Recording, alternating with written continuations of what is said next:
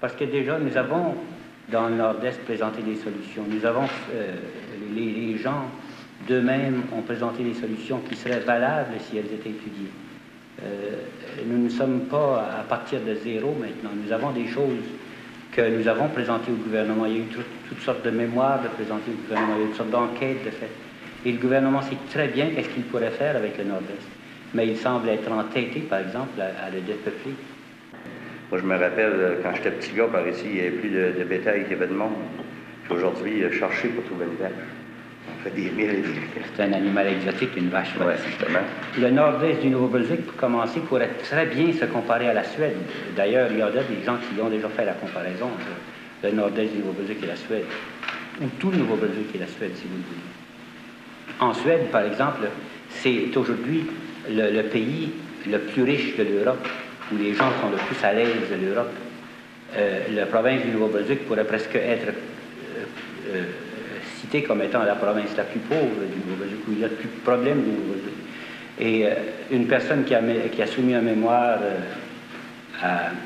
au comité d'études du développement sur le développement social a dit dans ce mémoire qu'est-ce qu'a été la différence entre la Suède et le Nouveau-Brunswick. Et cette personne-là a répondu à sa propre question et elle a dit la différence, ça a été dans l'administration, dans la gérance de la province. On a mal géré les affaires, on a fait exprès pour tout donner aux compagnies. Mais moi, je prévois l'an 2000, et là, c'est une prophétie personnelle, je prévois l'an 2000 comme, par exemple, étant pour le nord-est du Nouveau-Brunswick, toute une suite de villages, toute une suite de régions rurales plutôt que urbaines, et de régions rurales, mais développées à 100%, développées jusqu'à la limite, formant par exemple des fermes collectives, des fermes forestières, des villages forestiers.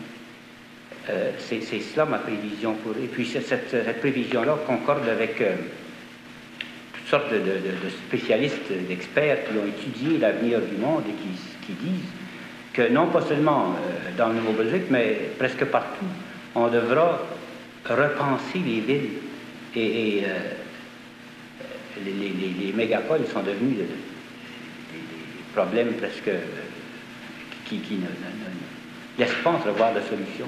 Donc les populations urbaines devront revenir dans les campagnes, mais pas revenir en cultivateur, pas revenir, je sais pas moi, pour prendre une charrue puis un bœuf et puis cultiver la terre. C'est pas un retour à la terre dans ce sens-là, c'est un développement intégral et complet de toute la planète qui est prévu par ceux qui pensent.